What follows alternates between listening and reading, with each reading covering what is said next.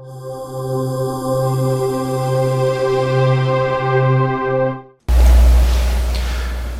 mission for the first island of inFamous. Hard difficulty. Hard difficulty for nextgenwalkthroughs.com.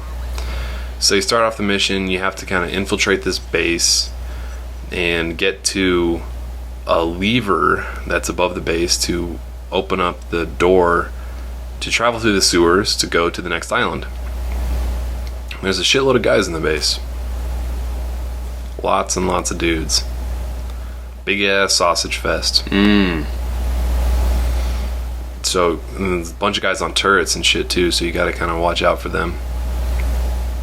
Like normally you can just run through and just improvise and kill everybody by just throwing shit at them, but this level they're much more bunkered in, so you have to take it a lot slower and take out each guy individually and figure out what angles are best to take guys out without getting hurt, and you really got to take advantage of that sniper rifle. Yeah, one of the complaints I heard about this game was enemies can like kill you from half the level away, like super accurately. Did you have that? Not really. No, I didn't have that problem. Now, one issue I kind of had with the sniper rifle on this is that you have to hold down L1 to aim. No, you have to press up on the D-pad to zoom in with the sniper rifle, which means that your left thumb, you can't move around.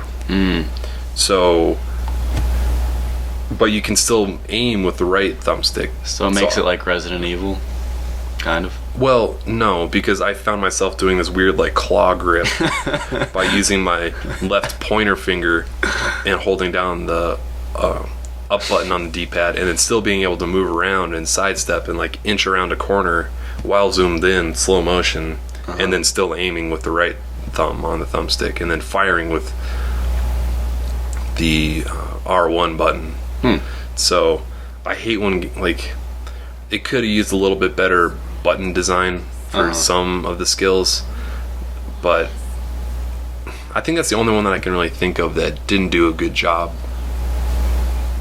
But I don't know how else they could have improved that. Maybe just like you, instead of having to press and hold, you just press it once to turn it on, and then press it again to turn it off. That would have fixed the problem, actually.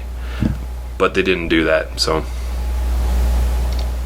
I don't know. I don't think enough thought goes into controller button layout design.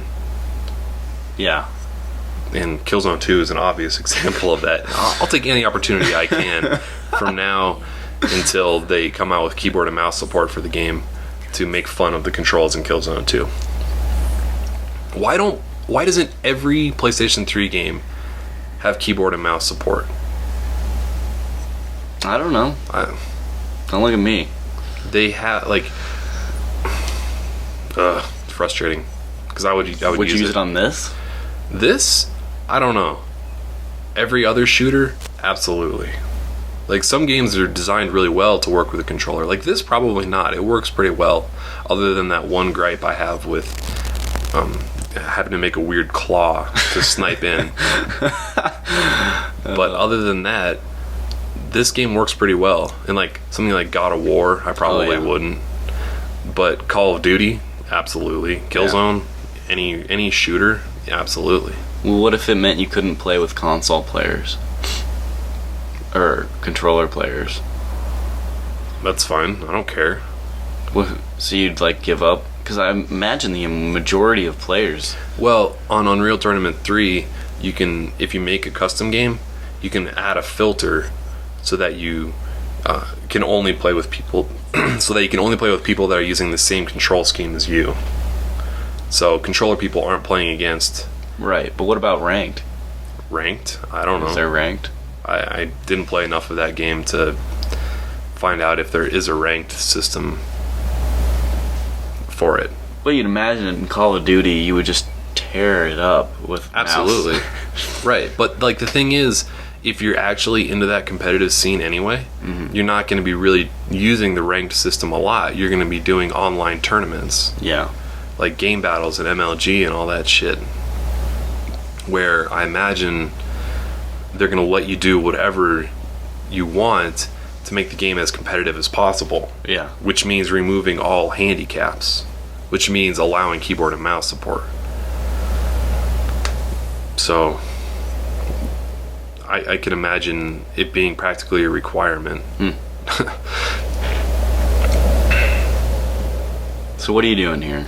Right now, I'm about to free a bunch of prisoners who got locked up in these cages. They're pretty easy to free. You just have to shock the little lock that's above their cages. You get a point or two of good karma. I still feel like I have you do. no clue what's happening. Like, the city blew up, but people are in cages? Right. Well, the Reapers captured... Who are the Reapers? The Reapers are the bad guys that I've been fighting. Why do they want to do bad things? Because What's they're their bad. incentive? I don't know. Money, power, women. I don't know. Just to cause chaos. Some people just like to see the world burn, Dan. Oh, that's a good one. Thanks. It answers your question, though.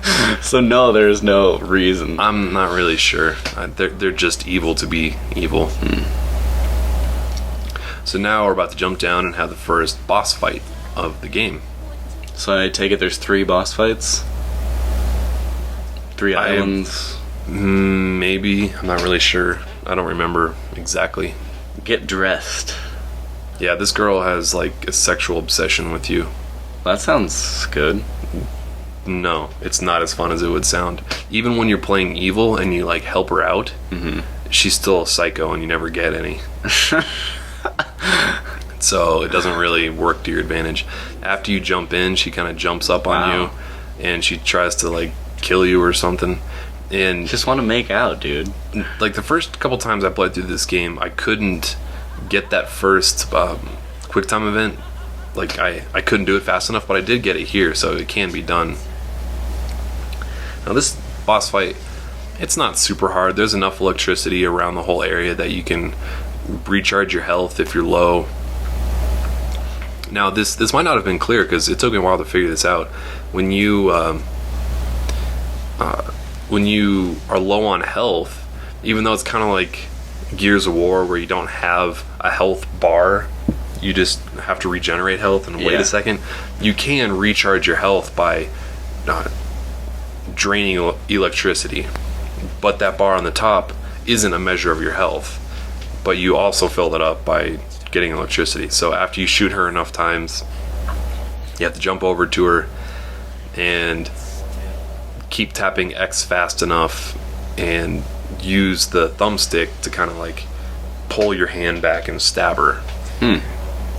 So it's actually one of the more interesting QuickTime events because it, instead of just pressing X once to complete the finishing move, you have to press it really fast and have a little bit of precision with the sticks to pull it off. So it keeps it a little interesting.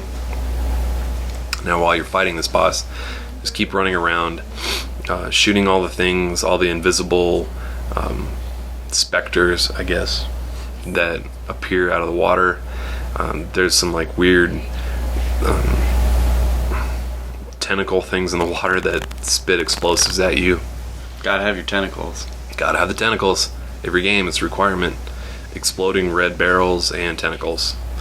And then shoot her whenever she pops out of the water, and after hitting her a couple of times, that she'll kind of collapse into the water and have that green aura form around her, giving you the opportunity to go into that QuickTime event again.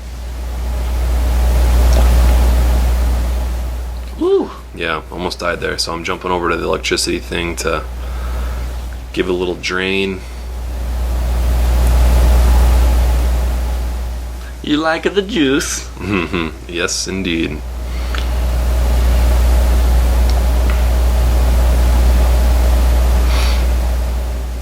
And just be careful not to jump into the water because you do lose health very quickly when you jump into the water.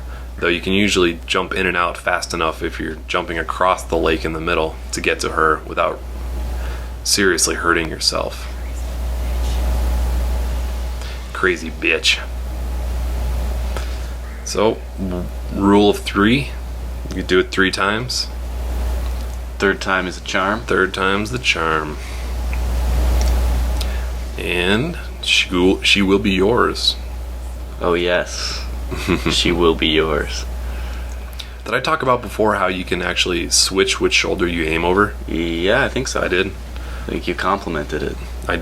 Good, because I'm they should do it in every game. Every third-person shooter, they have to give you the ability to switch which shoulder you look over. Because it pissed you off how Sheva was right shoulder and Chris was in left Resident Evil or something. 5. Yeah, she looked over the left shoulder, which was actually really hard to aim. But like, there's some situations where it's just to your advantage. Like if you're inching around a corner going to the left. You know what I mean? Mm-hmm. Anyway, that's the first island.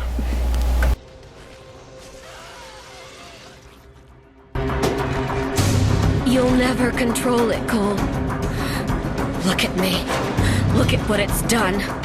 It controls you. Sasha was a piece of shit before the blast. But looking at her now, is this what my powers are gonna do to me? A warped body and twisted mind? Is that my future? Either way, she knows all about the First Sons and their ray sphere. If I'm gonna dig myself out of this hole, it starts with her talking right now.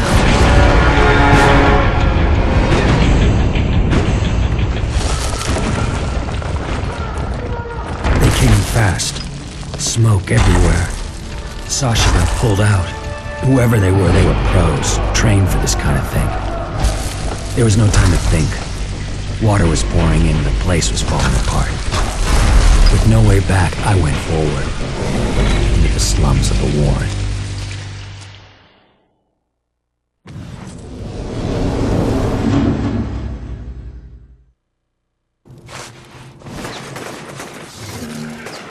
Cole, what happened down there?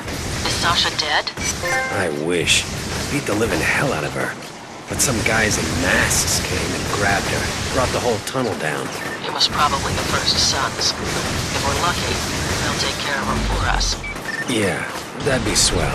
Listen, the power is out in this whole burrow and I barely have the energy to walk. I'm going to get the nearest substation back online.